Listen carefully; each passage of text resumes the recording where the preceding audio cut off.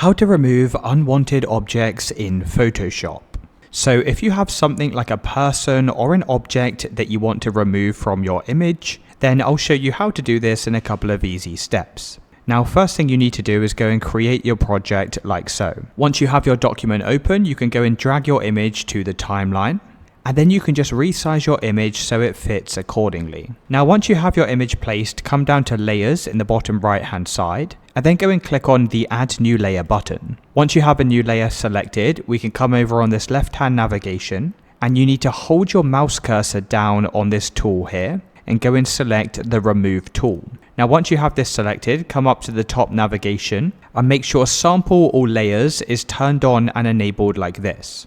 Now, over on the left hand side, you'll see your brush size, and you can either go and increase or decrease the brush. So what we're going to be doing is brushing out the object that we want to remove. So once you've set your brush, simply go and brush out the object like so. Now, Photoshop will use its AI features in order to remove this object. So if you've done this correctly, it should automatically fill the gap of where the object was. So I can go and do this with all of these different people in the image. And that's essentially how to remove objects in Photoshop.